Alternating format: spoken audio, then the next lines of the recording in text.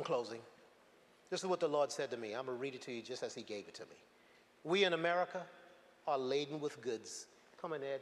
Give me some keyboard back there, please. We have cars. We have more than one change of clothing, a comfortable home to live in with running water, heat and air conditioning. We have TV. We have the internet services, lights, power, and yet billions of people in third world countries live every day in impoverished conditions.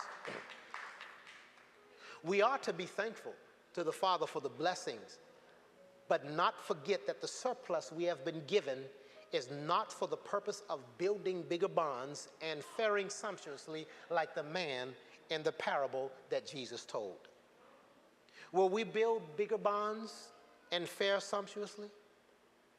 That's a question we must all ask ourselves. And I begin to understand, you know what? The rich man in that parable had a beggar that came to his gate every day. And he ignored the cry of that poor man. The dogs even came and licked his sore. But the man desired to have the crumb that fell from the master's table.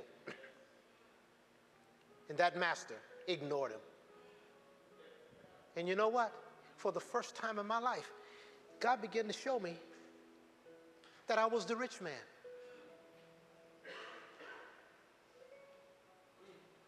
You're looking at me with that tone of voice? You are the rich man. Someone say, I don't make billions, I don't make 100, I don't make six figures a year. You don't have to.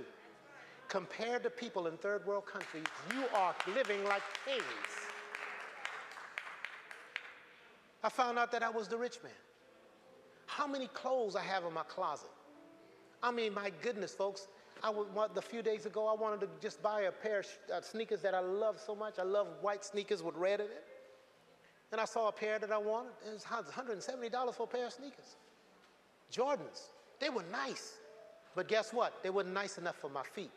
How can I wear $170 sneakers when right around the corner there are kids that have to wear same shoes every day because that's the only pair they have? That's why I said I was that rich man. Not only that, folks, listen to me. The Good Samaritan, what did he do? When he saw that man, he got off his horse, poured in oil and wine, put the man on his horse, took him to an inn, and paid the innkeeper to keep him. And he said, if you spend anything more, I will pay you when I return. Listen, people, there are people who are on the roadside. The devil has robbed them of life and a better quality of life. And we have turned our back like the Levite and the priest.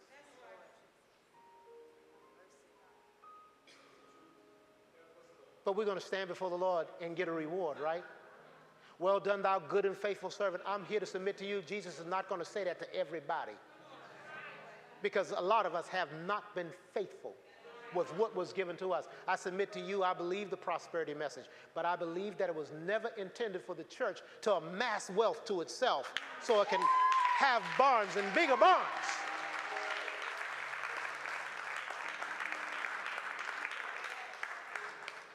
I believe it was for the excess, like the early church days. They went and sold their properties. Not what they live in, they sold the excess. And they brought the monies and equal distribution was made. And the Bible says everybody had all things common. There was no lack. Now, I told you I was closing. Are we going to live like the next day? Is it for us? Are we going to continuously ignore the cries of the poor?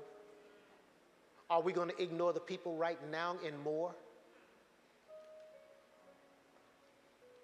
I looked at the clips and I'm like, this is complete devastation. What do you go home to? How do you even begin to start your life over again? Everything is in shambles.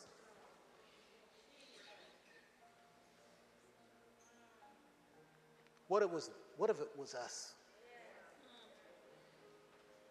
Stand on your feet.